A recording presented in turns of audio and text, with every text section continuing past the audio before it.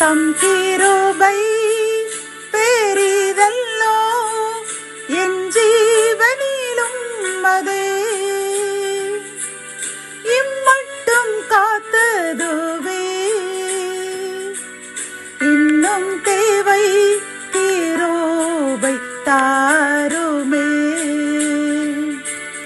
இன்னும் தேவை கிருபை தாருமே.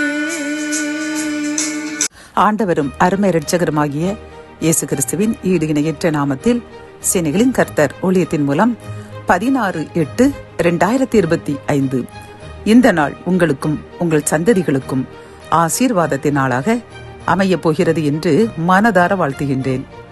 இன்று நாம் அறியவிருக்கும் கிருபையின் வார்த்தைகள் யோனா 3:10 தங்கள் பொல்லாத வழியை விட்டு திரும்பினார்கள் என்று தேவன் அவர்களுடைய கிரியைகளை பார்த்து தாம் அவர்களுக்கு செய்வேன் என்று சொல்லியிருந்த தீங்கை குறித்து மனஸ்தாபப்பட்டு அதை செய்யாதிருந்தார்.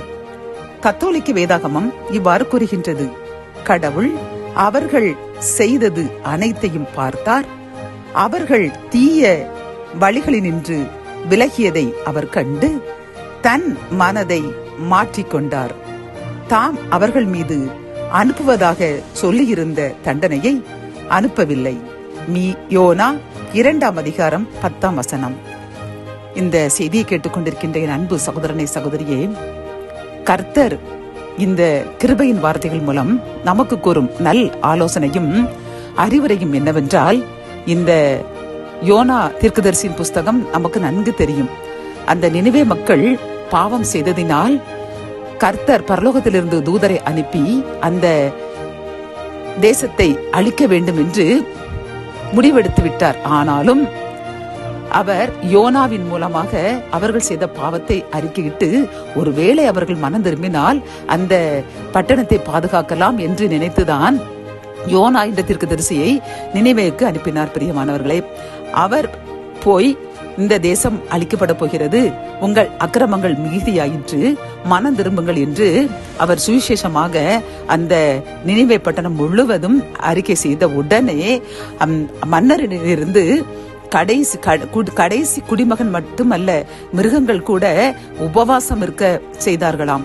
அவர்கள் இரட்டுடுத்தி சாம்பலில் அமர்ந்து தாங்கள் செய்த பாவத்தை நினைத்து மனம் வேதனைப்பட்டு கர்த்தரிடம் மன்னிப்பு கேட்டார்களாம். பிரியமானவர்களே, அப்படி அவர்கள் மனதுருகி தங்கள் பாவத்தை அறிக்கையிட்டு அவர்கள் மனஸ்தாபப்பட்ட உடனே இரக்கமுள்ள கர்த்தர் நம் தேவன் அவர் உடனே இறங்கி அந்த நினிவே பட்டணத்தை அழிக்காமல் பாதுகாத்தார். பிரியமானவர்களை, இப்பொழுதும் நம்மிடமும் இதைத்தான் அவர் கேட்கின்றார். நாமும் உலகத்தில் தான் வாழ்கின்றோம், அறிந்தும் அறியாமலும் அல்லது விளையாட்டுக்காக கூட இப்படி கர்த்தருக்கு பிரியமற்ற காரியங்களை நாம் செய்யலாம். ஆனால் கர்த்தர் நமக்கு ஒரு வார்னிங் கொடுக்கின்றார், ஒரு எச்சரிக்கை விடுக்கின்றார். நீங்கள் இந்த நிமிடத்தில் இருந்தாவது உங்கள் பாவத்தை நினைத்து மனம் திரும்பி இனி அப்படி செய்ய மாட்டேன் என்று நீங்கள் வருந்துங்கள். அப்பொழுது அந்த பாவத்தை எல்லாம் மன்னித்து உங்களுக்கு நான் உங்கள் பாவத்தின் நிமித்தம் கட்டளையிட்டிருந்த அந்த தீங்கை நாம் செய்யாதவாறு நான் மனஸ்தாபப்பட்டு உங்களுக்கு இறங்குவேன். நீங்கள் நினையாத காரியத்தை கூட நான் இரட்டிப்பாக செய்து உங்களை ஆசீர்வதிப்பேன் என்று வாக்கு கொடுக்கின்றார். பிரியமானவர்களே, ஆகவே இந்த செய்தியை கேட்டுக் கொடுக்கின்ற நாம் விளையாட்டாக கூட அல்லது அறிந்தும் அறியாமலும் செய்து கொண்டிருக்கின்ற அந்த பாவத்தை உணர்ந்து கர்த்தரிடம் மன்னிப்பு கேட்போம். அவர் மன்னித்து நமக்கும் நம் சந்ததிகளுக்கும் எந்த தீங்கும் வராமல், எந்த பாவங்களும் சாபங்களும் வராமல், வன்கண்கள் பொறாமைன்கண்கள் மனிதனுடைய தீக்கணைகள் அப்படி எந்த ஆபத்தும் வராமல் பாதுகாப்பேன் என்று வாக்கு கொடுக்கின்றார். வாக்கு மாறாதவர், அவர் சொன்னபடி ஆசீர்வதிப்பார். ஜபம். என் அன்பு தகப்பனே, இந்த கிருபையின் வார்த்தைகள் மூலமாக அப்பா, நாங்கள் எங்கள் பொல்லாத வழியை விட்டு திரும்பினோம் என்றால் நீர் எங்கள் சந்ததியினுடைய பாவங்கள் சாபங்களை எல்லாம் நீக்கி எங்களை ஆசீர்வதிப்பேன் என்று கூறின கிருபையின் வார்த்தைக்காக நன்றியப்பா.